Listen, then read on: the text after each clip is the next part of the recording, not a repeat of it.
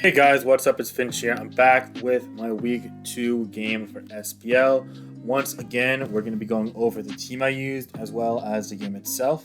Also want to note that I'm going to be showing you guys a public import, which is more generic spreads. I don't want to reveal things like specific EV creeps. For example, on this Tyranitar in this team, I used a certain number of speed EVs, but I don't want to disclose that to the public because people are going to creep that by 4 or 8 or 12 EVs or whatever they want. In addition to that, I might use less IVs on Rotom W to get a slower Volt Switch. I don't want to reveal that specific number because I feel that people will just go 1 or 2 slower and that'll be annoying.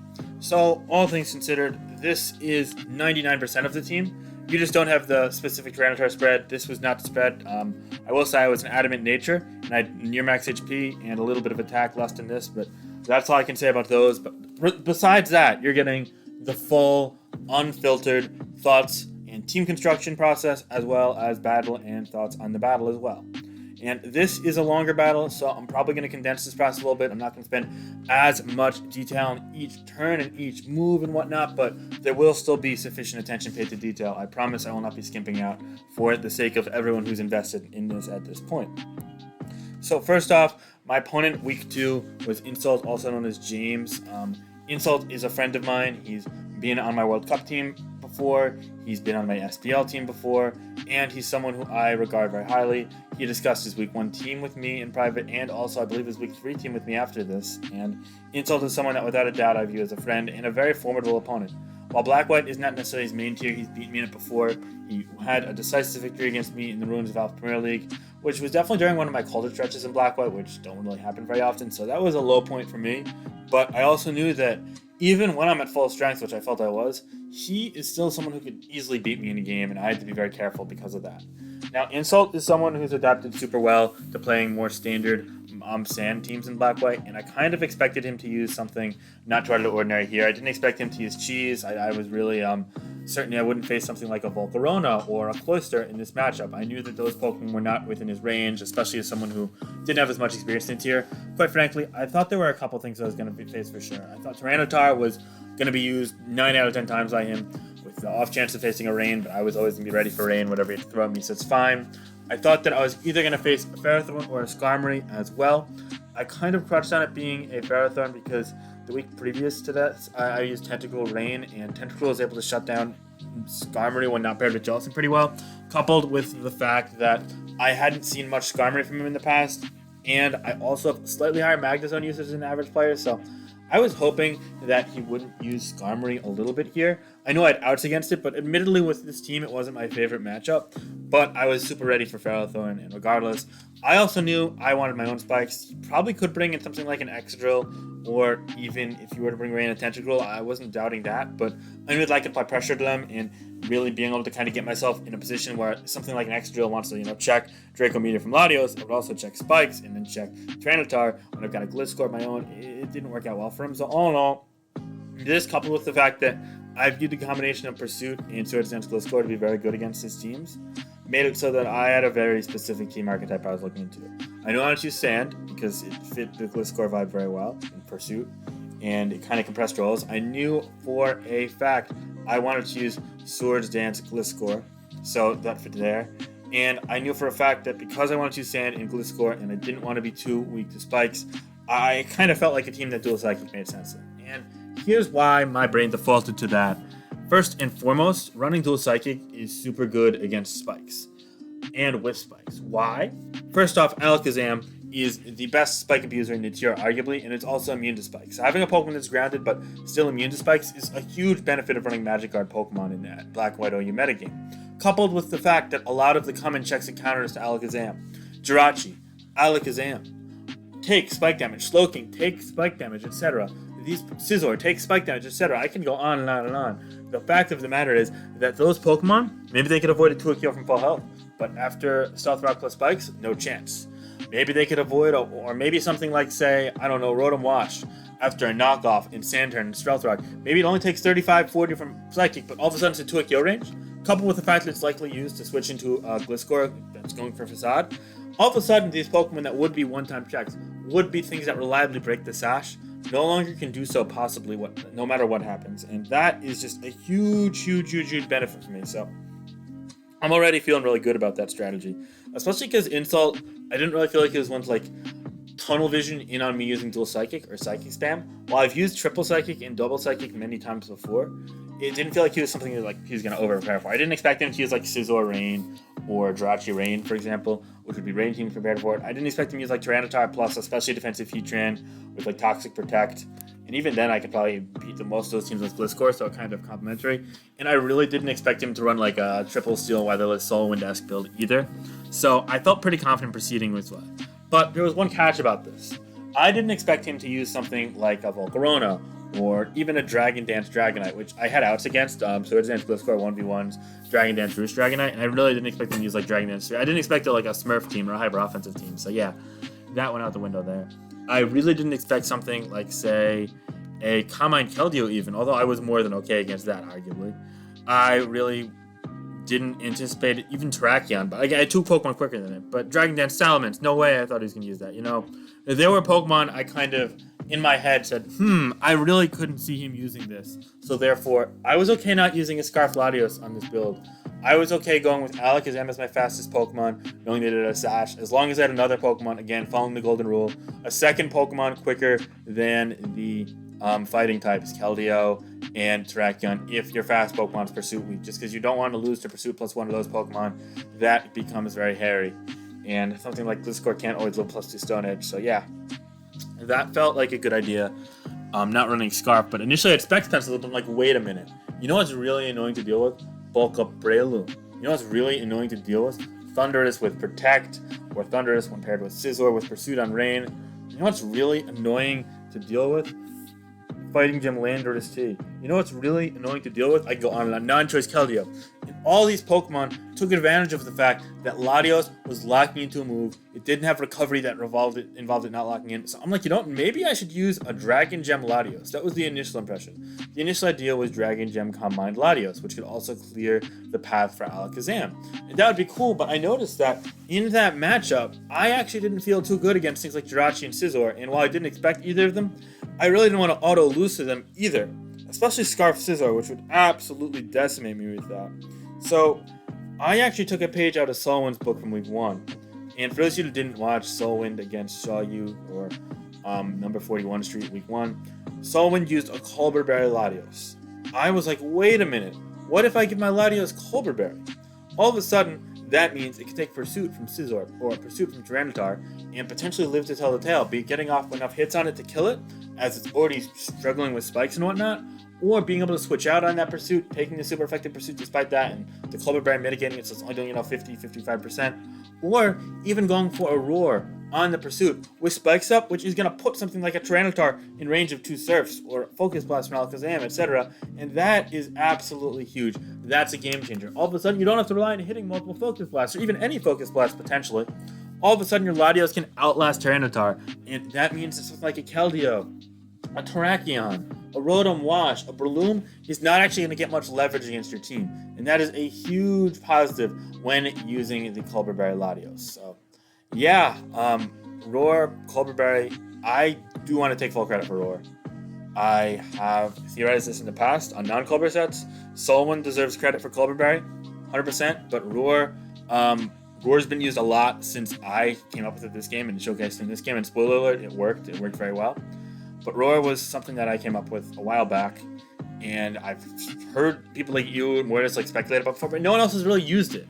So this was something that I got to showcase, and maybe you could say, oh, Finch didn't come up with the move Roar, and yeah, the move Roar has been used on other Pokemon, or Roar maybe he's been used on Latios before, way back when, but I don't like taking like individual credit, like sole credit for things. Like, we all can come up with our ideas, and it's cool. Personally, I've recycled ideas from other people countless times, but this one I felt really good about. This one, it felt like I was doing the right things creatively to integrate it into my team building. And, a little pat on my back to myself for that. So that was definitely a big positive for me. So Roar Latios, it was the birth of it in this game. So for those of you Black-White historians looking back in a year, I'm like, wait a minute, why did everyone in like early to mid-2021 start using Roar under Latios? Well, this game is the origin of it. So now you all know. But I still only had a couple of Pokemon. I still only had the dual Psychic types. I had the Alakazam and Latios. I had the Tyranitar, as I mentioned before, because he used to be Sand. and I had the Gliscor, and the Gliscor I knew was Swords Dance. Latios I knew had to be paired with Spikes if it's going to be the Colber Roar set, and the Alakazam was just Sash. I knew it had to have Signal Beam because I was expecting a Celebi, but he used Celebi last week as well. But I wasn't trying to full move set, Ice or Fire or Thunder Wave, all options, Encore, all options. But ultimately, I decided that I wanted Rotom Wash as a water type on this team. It made it so that the matchup against opposing ground types was mitigated a little bit. Give me another water resist, which is always nice. And on top of that, Tornadus could have been a problem. Mamoswine could have been a problem. So giving a little bit of extra coverage against those Pokemon's good. In addition to that, it makes it so that I'm just a bit less bone weak against Skarmory. Now, Skarmory plus Celebi or Skarmory plus Gastrodon is a really dire matchup, as I have it right now with the 5 besides Ferrothorn. But you can play your way around those. They don't really offensively pressure you so much. You can kind of just, if you avoid timely Scald Burns especially, then you can be fine. But absolutely was cause for concern. That coupled with the fact that I needed my spikes of my own made me choose Ferrothorn over Skarmory here. I also went with the concept here that maybe not many players are familiar with, in that you don't want to run Ferrothorn as your only hazard setter all the time, because sometimes that opens you up to situations where they can like tunnel in on you doing that and run a Magnezone plus Drill, or a Xatu, or even say Fortress with Wish Jirachi kind of weird Sunstall team, which can absolutely shut this down as well. But mainly it'd be Xatu that you'd be scared of, and the combination of Magnezone and Spinner. So given that, I didn't want to run Stealth Rock on Tyranitar only, because Stealth Rock Tyranitar is a bad Pokemon. You know what, let me sidebar. Why is Stealth Rock Tyranitar a bad Pokemon? Every time you bring Tyranitar in, you need it for a couple distinct purposes. It's either brought in to trap something like Latios or Tornadus or Alakazam or Thundurus Terrian, or check them at the very least. Or it's there to set up your weather against rain or sun, or even just against weatherless to get the sand going. It very rarely comes in and has a dedicated free turn towards setting up Stealth Rock. So running Stealth Rock Tyranitar is fine, but only if you run a different Stealth Rock setter or your team just doesn't give a crap about hazards. And the fact that a team could not give a fuck about hazards in the current metagame would be absolutely shocking to me. There's probably a couple builds that are viable out there that wouldn't mind it, but the fact of the matter is that in all of my builds, hazards are focal enough to just warrant using in a reliable capacity. So therefore, I elected to use a combination of Stealth Rock Ferrothorn and Stealth Rock Tyranitar, knowing I also had spikes on Ferrothorn. So if I were to get that free turn on Tyranitar, which is rare, it happens every now and then, I guess, I would get rocks with that and just use Ferrothorn for spikes next to be cool. But if not, odds are Ferrothorn's going to come in and take a Draco Meteor or a Scald or a Hydro Pump or whatever it might be, a weak resistant attack, and get up those hazards, and that's super cool. And the fact of the matter is, on this build, I didn't feel I needed Gyro Ball on my Ferrothorn because, A, with the combination of the Tyranitar and Swords Dance Gliscor, I felt good against Subcombined Latias, and B, with regards to Dragon Dance Dragonite, again, I didn't anticipate it, but also my Gliscor should be able to 1v1 it. And also, I did Power Ice here, I can Bluff Scarf here, you know, there are a couple things going on here. Initially, I was kind of scared about Baton Pass, so I had Roar over Stealth Rock on Tyranitar, which also covered Dragonite, and Latias, and it's something, but that's something I actually ran as well in future weeks, Roar on Tyranitar. But truth be told, having a Roarless team here was just a little bit better. Insult was never, ever going to bring Baton Pass against me. Again, I kind of felt his scope was a bit more limited in the tier than other opponents, so that's kind of a corner I felt I could cut. You see I had odds against Baton Pass last week with the Parasong Aqua Politoed, and in other weeks, but this week I was okay kind of foregoing that and being okay losing to it. So that's kind of a rough corner I had to cut. This is really roughly the team. Again, Tyranitar spread is actually going to be different in my import of it, just because I didn't want to reveal you guys my speed. Same goes for the Rotom W. I guess I can go into EVs a little bit. The Ferrothorn is just a standard set. Again, it was my only steel type, so I wanted to be able to take Latios Dracos. I didn't want to have Tyranitar spread too thin against Rain with that either, so it was important. My Tyranitar, I will say, ran a spread that always took out Ryu Nicholas with Crunch after a knockoff from Ferrothorn, so it had less attack than this. This is a spread that does it always after leftovers. Make of that what you will, make of it what you won't. I don't know, I'm not going to reveal anything else, but yeah. Gliscor spread, wanted to pump out special defense. This always lived a Hydro Pump from Rotom W, and I believe a Hidden Power Ice from the opposing Alakazam. It probably had a good chance of living like Specs Latios as well. I think it might have always lived Surf and almost always lived Draco, but don't quote me on that. Rotom W spread was good for a couple of things. The primary one being that it always lived 2 Sacred Swords from Keldeo and then maxing out Special Bulk, but also there's one more, I think went a little further in this team. I can't quite remember. I think it was always living like a Choice Banded Tracheon, or maybe it was always living Choice Band Tracheon after Sand, or maybe always Adamant Choice Band Tracheon. I'm not sure, but that was one thing I was kind of paranoid about. And also it gave better odds against things like Substitute Gyarados and Mamoswine, especially Adamant Mamoswine. So having a little more physical bulk came in handy in some scenarios. Latios, Alakazam Spare is pretty straightforward. So yeah, I went for Signal Beam plus Ice. Signal mainly because Nasspot Celebi was a problem to me, and I just didn't want to face that nonsense, coupled with the fact that it was good to have something for Reuniclus. Roaring it out with Latios isn't always reliable, Tin Power Ice, and Tyranitar is 50-50 games, so yeah, it's not always easy. If it's side focus Reuniclus, then Gliscor was able to 1v1 it, but you gotta kind of feel up the set then, so yeah. And Ice was really good for things like Garchomp, so since Garchomp could be annoying, good for things like Gliscor. Opposing Gliscor could always be annoying. I wasn't Ice Fanging my own Gliscor here, so yeah, and so on and so forth.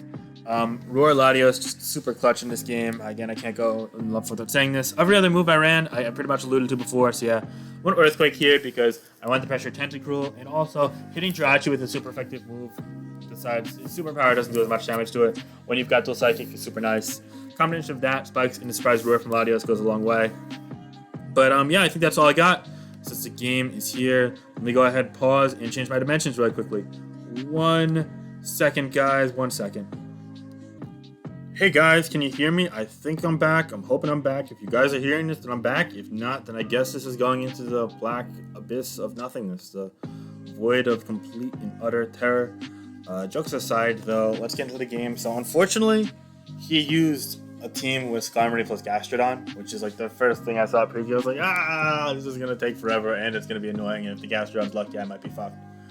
Wow, that was one prolonged thought. But also, coupled with that, he was like the most prepared for Swords Dance Gliscor ever. He had a Ice Reuniclus in all likelihood. He had Skarmory. He had potential for Ice on the Gastrodon or on the Alakazam. So I'm just like, okay, not great, but there are some things I can pretty much tell off preview. It had to be Stealth Rock Gliscor, so his was not a problem to me. I could go to my own Gliscor a million times against it. I could go Latios all day against it. That's pretty good. That's a set I really am happy facing, even if it gets rocks up against our team. That means, on this team, I kind of feel like he's Scarf on Tar, because he doesn't really need Chopple with especially defensive Skarmory, plus his own Alakazam, which is likely Thunder Wave to pair with Reuniclus. Or it could be Scarf Thunder Wave Tar, even. I was kind of unsure. I figured one of them had Thunder Wave. Would make some sense here. And I didn't think he was going to prepare for Giga Drain Volcarona against me, or really Bug Jump Volcarona against me, so I figured, yeah, a more offensive Tar, probably Scarf Tar made sense here. Skarmory had the max special defense, and the Gastrodon to be physically defensive. Gastrodon's primary Keldeo check. Even then, Specs Keldeo or Hidden Power Grass Keldeo kind of tore him a new one, but at least with like Scarf Tar, you have 2 things quicker than it, and like 3 things that can 1v1 it, so it's not the end of the world there, I suppose. Anyway. Sorry, Alakazam had to be Sash, Reuniclus had to be Combined, Hidden Power Ice. Given that, okay, so my thought on it being Ice is that his Gliscor was almost definitely going to be Stealth Rock plus Knockoff, which means it invites opposing Gliscor once their Toxic Orbs up in every single time. And having that liability means that you need to not have a Reuniclus wall base. You have to have an Hidden Power Ice Reuniclus. So I'm thinking it was probably Combined Hidden Power Ice, either Focus Blast or Thunder with Life Orb. And it's probably still just standard Spikes, Whirlwind, either Brave Bird or Drill Peck, and Roost on Skarmory with max special defense, and either Leftovers or Shed Shell. I didn't think I'd run Rocky Helmet on this. And yeah, physical defensive Gastrodon. It's just a matter of the coverage moves. Overall, this matchup did feel good. Skarmory was a pain in the ass. It was going to get up all 3 layers against me, which means my Tyranitar against Dual Psychic isn't going to last very long. So that's not good. But there was a slight silver lining in that I had Signal Beam and Alakazam to pressure his Reuniclus, so that's cool. But other than that, if the Skarmory keeps Leftovers intact, it doesn't get like burnt, it's a problem. So early game thoughts. I knew for a fact I had to get a burn off on Gastrodon, because that's how you can start leveraging your Rotom W sequences, so it's not like playing 5v6. Because right now, Rotom W can't do a single damage to the Gastrodon directly. All it can do is Will-O-Wisp it. Hydro doesn't do anything to it. Storm Drain, Full Switch is immune to, obviously, so that's important. I need to not be down 5-6 when my Rotom W is a primary response to things like Skarmory. Second off, if he gets him up, I gotta get him up. He has 2 Pokemon Spikes. I have 2 Pokemon to take Spikes. He has 4 Pokemon to take Stealth Rock. I have 5. So I know he's going to try and get him up early. I need to get mine up early too. I need to suffocate his Tyranitar. I'm fairly certain it's a Scarf Tar, but I can't be sure.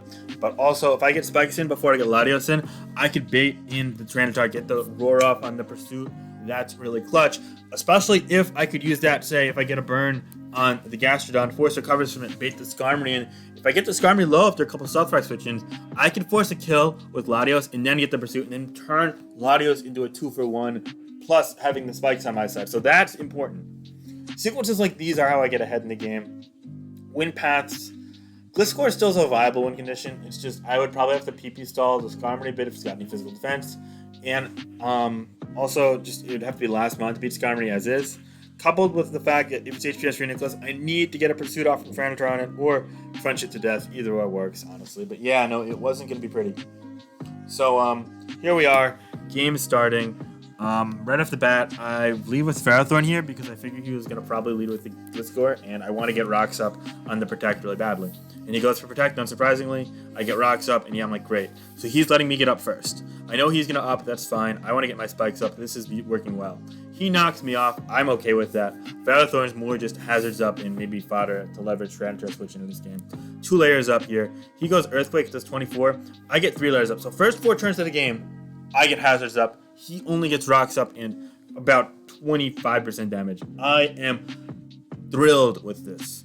Absolutely thrilled. I go Rotom Wash. I'm okay. I know he's going to click knockoff here. That's fine. No big deal.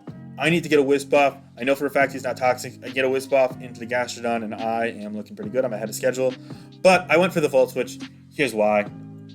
I thought he was going to go Nicholas in the Volt Switch and on the Wisp, soak that up, and then go Gastrodon in the Volt. Getting like kind of a little fancy on me. He's not a black-white main. He doesn't really familiarize himself with the sequences.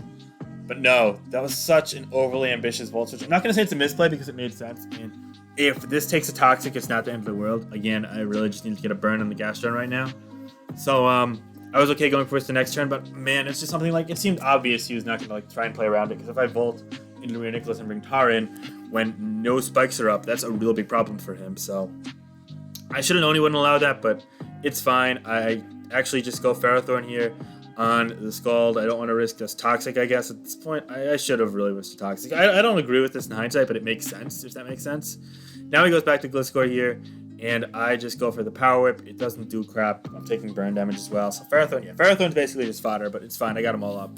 So I go back to Rotom Wash here. He goes knockoff again. No big deal. 5%. I'll live with that. I figure he's probably going to go Gastrodon here. And honestly, also, I made him take 2 spikes, so now he's forced to recover. So in a sense, this did buy me a free turn. So not the end of the world.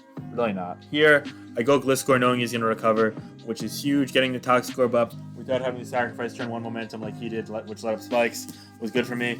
I also knew Ice Beam was possible, so I double back to Rotom Wash, just scouting it out.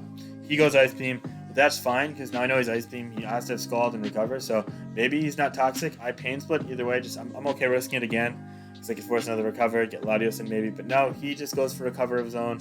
That's fine. Now I go Latios here, figuring he's probably going to Scald. He does just that. 12%. No burn, thankfully. That's a cool turn to avoid a burn on.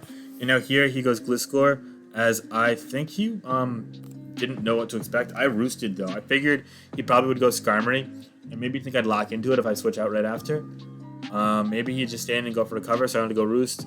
I don't know. I didn't want to key him into too much, but I also need to stay healthy in case he went Tar at some point. So yeah, I go Gliscor. No, he's Gliscor now, though. I know that's safe. He knocks me off, but it's really, really irrelevant because I'm poisoned for the rest of the game. No Cleric on my side, so yeah. He goes Nicholas here as I go Swords Dance. I'm like, okay, that means he's got to be HPS Life Orb, right? He goes Skarmory, though. And here's the thing, I lived a HPS and Life Orb Nicholas at full always, but I didn't want to risk a roll because I was at like 98 or there or something like that. So I protected. He goes Skarmory, great double on his end. He spikes up as well here, knowing he kind of forces me out with Whirlwind eventually. But now I go Rotom Wash, baiting in the Gastrodon. I double into the Latios, but for some reason he's playing the Gliscor mad aggressively, trying to let go of it for some reason. Maybe a Hydro Pump. Maybe he just didn't value it too much in this match after he got rocks up, which is kind of fair. He got his knocks off, but either way, he goes Protect here as I go Surf, which is really good because I can Surf the bait in the Gastrodon, which is completely harm-free. He thinks I'm Specs or Scarf at this point, and now he's in 100% in Gastrodon. Gastrodon's 100% Draco meter range. I land the Draco on him. This is perfect. This is what I mean. So I get the kill here with the Latios. That's beautiful. He goes to the Tyranitar, and now he has to click Pursuit to try and trap me. He clicks Pursuit into the Chople Berry. I can tell he's max attack, which means he's not Chople Berry of his own either. Sorry, he clicks Pursuit into the Colber Berry. Oh my god, I misspoke. Slow down. Okay. I get the surprise kill because he doesn't think I'm not choiced. Now he brings Tyrannosaur in. He has to pursue because he doesn't think I'm Colber Berry, not Chop. He doesn't think I'm Colber Berry. He doesn't really know. And also, the pursuit damage reveals he's probably max attack, which means he's Scarf. So, not only does the Roar tech work, basically meaning this Tyrannosaur can no longer check Latios or Alakazam, but also, I get my Latios out of this alive. It does roar into Alakazam, which isn't great. I got to fight off Ferrothorn, so it's kind of a rough trade. But saving Latios there is huge. Now, on top of this, I also am able to bring in my Rotom Wash here and force a Pain Split on anything. He goes Reuniclus, which is fine. I went Volt Switch. Again, I disagree with this. But I thought he might go Tyranitar and trying to leave me low in Alakazam range. Again, overly idealistic. I should have just clicked Pain Split, but I digress. It works still. 22% to Reuniclus, and now I bring my Tar in. And now I just need to get a Pursuit turn right, and my Alakazam looks pretty good. I Pursuit here. He recovers. Thankfully, he's not Helmet. If he was Helmet, this would have been annoying. But I Pursuit again here. I do 25. He recovers again. I'm like, okay. I think he's Ice Thunder at this point. Now he switches again. I'm like, I'm just going to stick with it. I get a high roll on Pursuit there. I do nice 60, which is great because Signal Beam always kills. Now the Gliscor comes in. Fine by me. I go Latios here, knowing the worst he could do is just click Knockoff and do a little, but he Earthquakes, it does nothing. Now, he goes Skarmory, which is safe because he knows I'm Wallet now and I can't trick it. And this is why Skarmory is annoying. It was 30 turns I managed to keep hazards off the field, which honestly I'm ecstatic about, but they're coming up now, and Tyranitar is basically a dead man, and he still has Alakazam alive, so this gets problematic. This gets pesky real quick. I Surf, it only does 32, I'm like, yeah, he's max special defense. He's getting all of the layers up. He now has 2 layers up. I roar him out here, and I'm like, anything but Tar, anything but Tar, anything but Tar. I get Reuniclus, that's cool for me. I should have roared again here. Maybe to force Rocks on the Skarm, but I did roar again. I get Zam there, I'm like, okay. Zam is actually a fine draw, because I almost always live Shadow Ball from this range. I think it was like a 70-30 or a 60-30 roll, 60-40 roll in my favor. Maybe not almost always, but like I'm favored to live Shadow Ball, and if I can make that trade, basically means I trade Gastrodon plus most of Tyranitar's health plus Alakazam all the way down to the Sash for my Latios. In this matchup against Skarm plus potentially Scarf Tar, that is huge for me, especially because his Alakazam suddenly goes from threat number 1 to not being a threat. So I'm okay with this. He wants to toss this to me. And he does. He does 59. Beautiful. I Surf. I don't even feel a need to break Sash because all my moves kill regardless. Literally all of them besides Volt Switch from the Rotom Wash always kill it from this range. Hydro kills.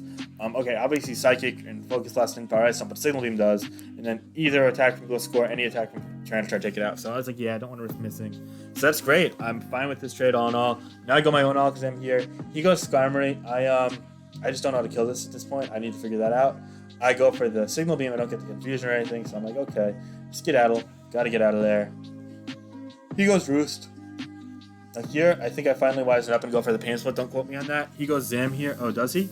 Oh, I Volt, which is a great play on my end, predicting that. And I bring in Gliscor, and I always live Ice from here, so this is like really good for me. He probably knows that, so he goes Skarmory, which is fine with me. I Facade into it, and I reveal it not to be... Yeah, it revealed leftovers already. I'm fine just Sword Dancing into it, though, wasting PP. I don't mind he gets the 3rd Spike up. That's totally fine with me. But this is where it gets annoying, because like he can just Whirlwind me forever, Roost forever, etc. So I kind of have to stall out Whirlwind PP here, and I need to do that while suffocating the Reuniclus, so I got to be really careful on my own. He gets the Rotom Wash here, which is cool for me.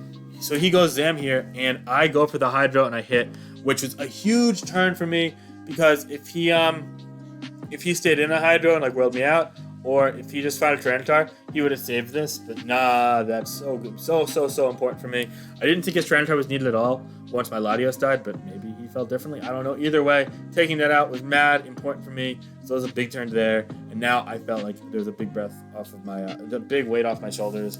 All of a sudden, he couldn't really threaten me besides the Reuniclus win condition. So that's cool. But Skarmory, I had to kill Skarmory somehow.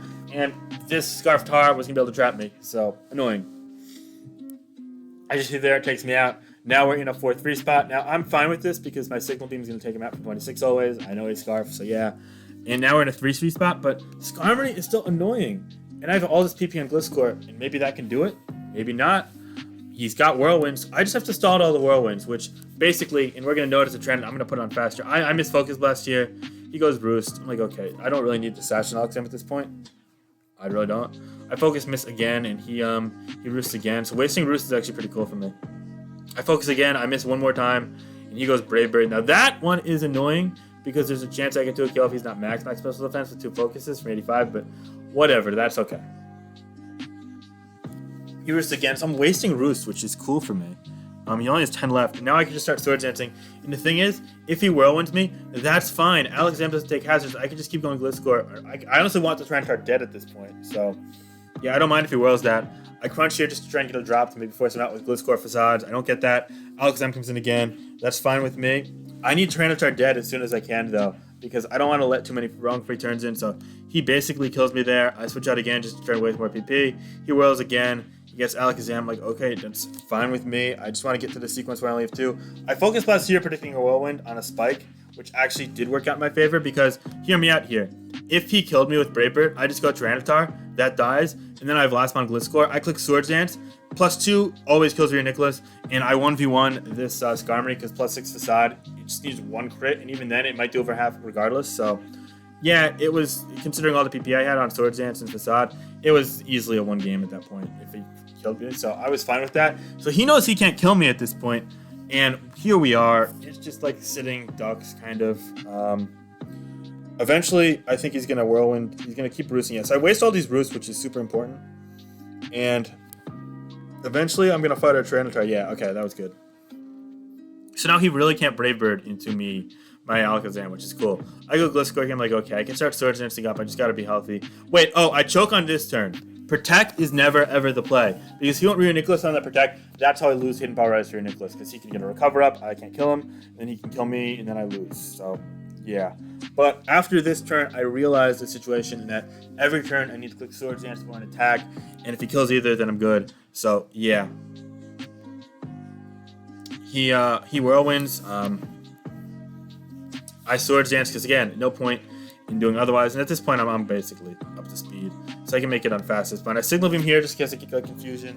I do get the confusion. He Whirlwinds me back to Gliscor. But again, Stealth Rock's negated by Poison Heal, and my other Pokemon's Magic Guard. So that's the essence of counterplay to hazards in black and white, if you will. I'm glad I was able to play that. I actually got confusion here. I went Alakazam thinking, okay, maybe I can just cheese my way through it. But also, if he kills me, that's chill.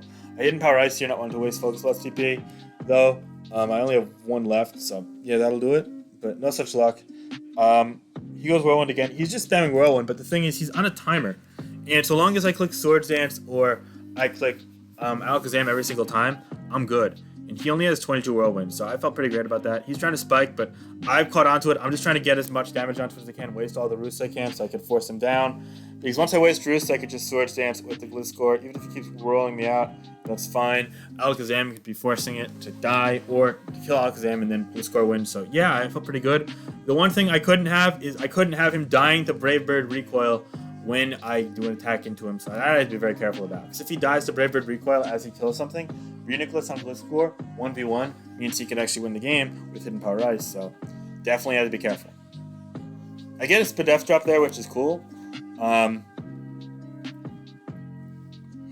I'm still playing the same game ultimately, and I know it's kind of drawn out, kind of boring to you guys. I'm sorry, we're already 33 minutes into this, but I promise you it's worthwhile. Now, there was a turn here. I think I should have Focus Blasted. I don't remember which turn. 52. Yeah, you know what? Maybe it's next turn. I'm not sure. But there was a turn I could have Focus Blasted and just won if I hit. But I didn't want to risk it. Maybe like min-rolling and then Brave Bird killing him and then me losing to that. So it's fine too. Yeah, same deal with Gliscor. If I kill it here, then my own Gliscor wins. So he had to go Skarmory. Yeah, now I hit Power Ice. So now this turn, I should have just clicked Focus Blast. It's always killing. Hidden Power Ice, if it doesn't kill Gliscor, invites my own Gliscor into setup. And Signal Beam is always killing Nicholas. So just bad. I Psychic, and now the game draws out. But honestly, at this point, it was over anyway, as long as I didn't misplay. And spoiler alert, I didn't. You can see the game. I waste through the roosts. He keeps whirling, which is fine with me. Neither Pokemon takes net damage from hazards. So yeah, he tries to go to Nicholas one time, baiting a Protect on my Alakazam, but Signal Beam takes that out, so he's got to switch out. And I Focus Blast after I critted Power Ice, catching on my mistake before, but I missed, so it didn't matter after all. But yeah, now it's like, okay, Gliscor moment is incoming. Just got to keep being smart and diligent and whatnot. He's wasting Whirlwinds. He's wasting. He's got 3 Roosts. He's got 8 Whirlwinds at this point. And I'm like, yeah, it's fine. It's gonna go over 100 turns, but he can't really do anything to me. He actually goes Gliscor here. I hit Power Ice. That's fine with me. Oh yeah, now I hit Power Ice there. He rocks, which is fine with me. I hit Power Ice. Again, I'm fine as long as he kills me with that, not with Recoil. I get Gliscor and a free Swords and turns. He goes Nicholas, and the game's over. So yeah. He keeps whirlwinding. Eventually I get for Psychic. Yup. Psychic again. Signal Beam there. Yeah, I think I was running low on Psychic. I had 5 left. So yeah. Spikes. I go Psychic again. I do 36 there. Whirlwind. Back to Alakazam. He uses his last Roost. And I'm like, yeah, okay, cool. I Psychic here. I get a crit. I'm like, wait. Okay, he can't die to recoil. Thank God. I should have calced that, though, admittedly. H-Phase kills there. And now the game's over. H-Phase killed Gliscor from here. Signal Beam killed Rio Nicholas from there. So was it. I tried to speed through the lengthy endgame while still explaining it, but if you guys need more explanation, let me know in the comments below or comment on my Spogon post, reply to this thread, and I'll try and explain it, do it more justice. But I think I summed it up pretty nicely. But yeah, no, this was a really crazy, long game, but it was an enjoyable one nonetheless. I really was happy to play my friend an Insult, and I'm glad we had kind of a thriller, although it dragged out. But yeah, no, good game, well played. Thank you guys for watching. Week 3 is around the corner. It's upcoming. Stay tuned, guys. Thank you. Have a great day. Bye.